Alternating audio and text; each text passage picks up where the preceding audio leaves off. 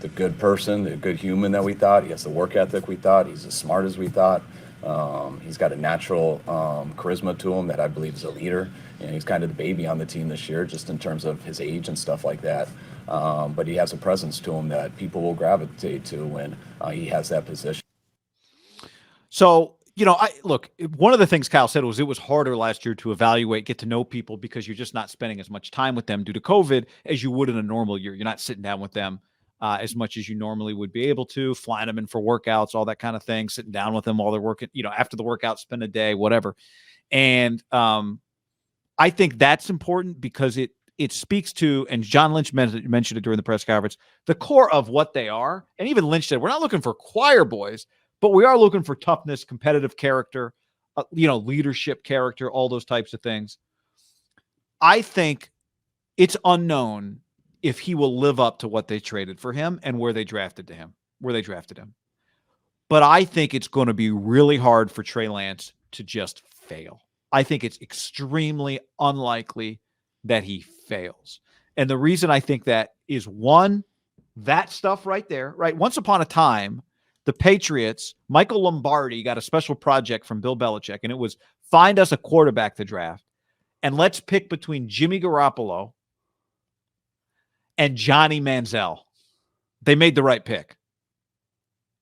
It's such a core of quarterbacking. Like, are you that guy that Trey Lance clearly is? You're saying that that part of the book, their two options to pick a quarterback that year were going to be those two guys? That's who they were deciding between. They wanted a little more Josh McDaniels. They wanted a little more mobility. Wow. And that's who they were choosing between.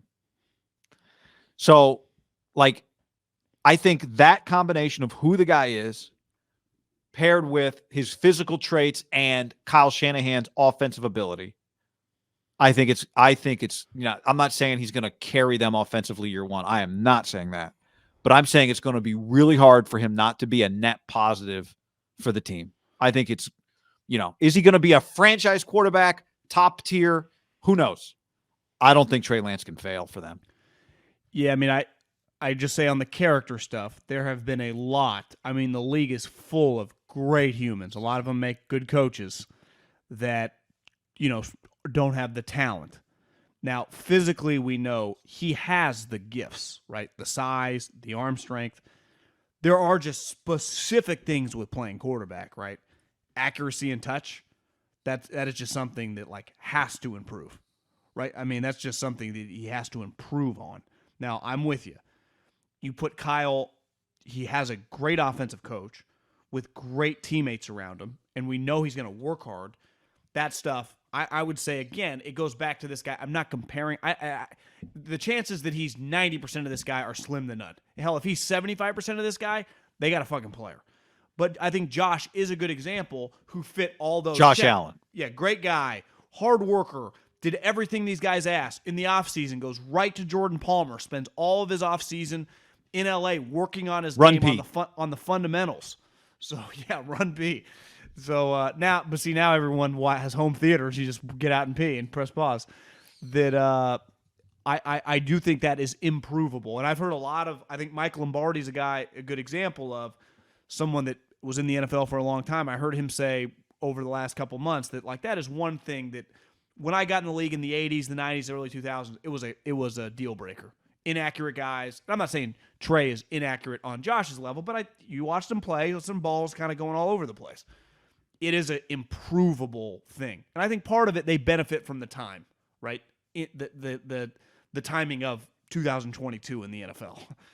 Windows are a little bigger. It's a little different game. And it's a little closer to 7-on-7 than the Aikman Young Montana days when you had broken backs and fucking concussions.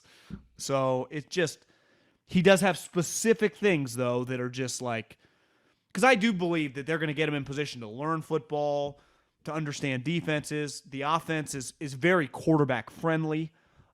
Clearly, the IQ stuff that the Colts valued. What was it last year that him and one other guy? The blue, it was like a blue check or something.